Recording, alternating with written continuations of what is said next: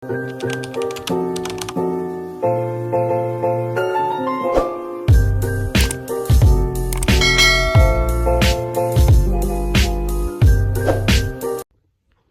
guys! Welcome back sa aking video. So yun guys, baka nagtataka kayo kung bakit ako ng kumot is kasi napakalamig dito guys, kasi winter time ngayon dito sa Dubai. So yun guys, gusto ko lang kayong i-update nung aking interview guys. So hired naman ako guys. Training ko na nga, pero hindi ako pumunta guys. Hindi ako sumipot doon kasi yun nga, napakalayo ng lalagyan sa akin doon sa Ajman guys. Tapos syempre, bago pa lang ako dito sa Dubai, so hindi ko malayo ako sa mama ko. Tapos hindi pa free yung accommodation guys, tsaka pagkain ko pa guys. Tapos 2,000 lang yung sahod.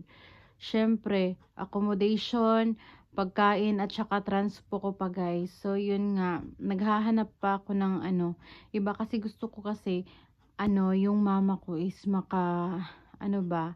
yun bang makapagpahinga pa siya guys. Gusto ko kasi na magkasama kami kasi napakahirap talaga pag bilang OFW. Ngayon ko lang talaga nalaman at yun naranasan na kailangan mo na ng sariling accommodation. Pero dapat kung ganun mag-stay out ka is meron kang, o dapat sarili mo yung visa, hindi yung sa kanila.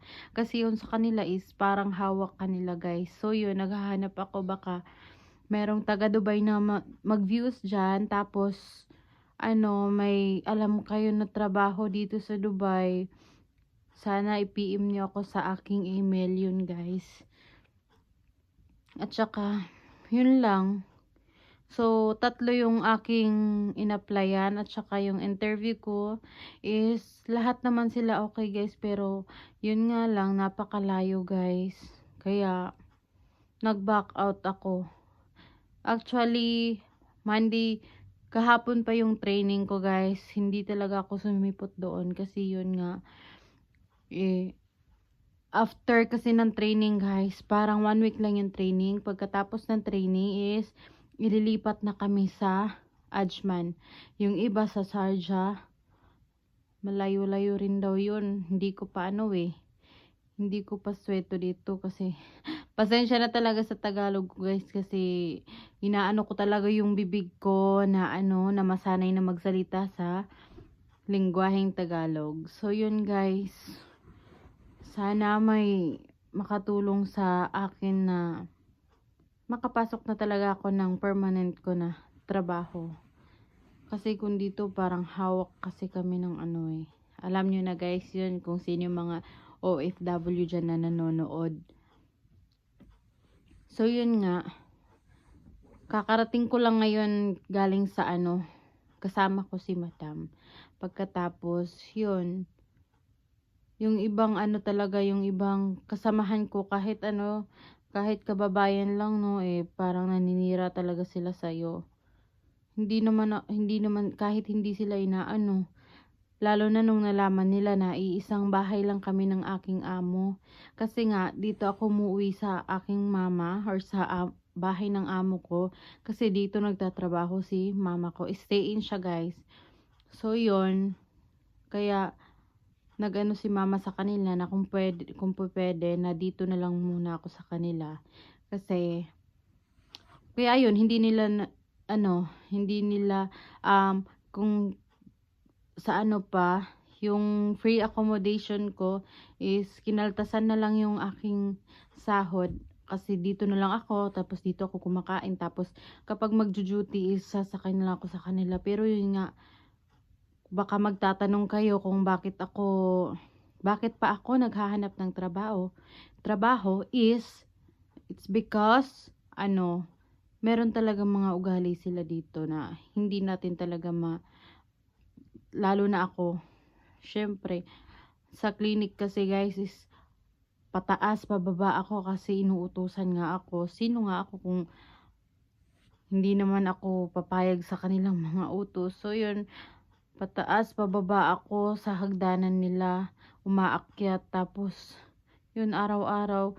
Actually, hindi naman Kasi minsan umuwi ng maaga yung amo ko. So yun, sumasama na ako. Tapos minsan dinadrop lang niya ako dito sa bahay. So yun, kapag may inuutos sila sa akin, ano kasi ako eh, parang 1 year and 8 months pa lang ako ng nagkaanak ako, tsaka CS kasi ako eh. Kaya yun, minsan sumasakit yung yung CS ko. So yun nga guys, gusto ko lang kayong i-update na hired naman ako sa aking interview. Yun nga lang, hindi papayag yung mama ko kasi napakalayo at saka newly pa lang ako dito sa Dubai. So yun, baka merong mga viewers dyan, mga kababayan ko, or mga madlang people dyan na nanonood. I hope na matulungan niyo ako na makahanap ng trabaho talaga kasi napakahirap talagang dito sa kanila. So yun lang, pagpasensyahan na yung vlog ko kasi medyo nakakapanibago pa kasi guys, kasi hindi pa ako masyadong talaga sa pagtatagalog guys, kasi hindi ako sanay. At saka yun, so i-update ko lang kayo sa mga pang-araw-araw na ginagawa ko. Yun nga lang, hindi ako makapag-video sa sa clinic guys, kasi syempre naman tayo sa baka sabihan tayo na yan ba yung gagawin dito is magsi-cellphone lang. So syempre, parang kumbaga sa Bisaya pa, naglikay ta ba? Naglikay. So maulang to guys. Yun lang guys. Tingnan nyo, nakabisaya na tuloy ako. So yun lang guys. So wala na, naubusan na ako ng aking salita. So yun lang guys, update ko lang kayo sa susunod na aking video. So I hope na maraming mag-subscribe sa akin at saka sana nga dumami yung viewers ko. Siguro sa ngayon hindi pa ako masyadong nakakapag ng vlog ko kasi yun nga, first timer ko. Pero sana nga, I hope na mas maganda yung pagsasalita ko at saka yung vlog ko rin is maayos ko. So yun lang guys, sana na intindihan niyo ako. So see you in my next video. Thank you.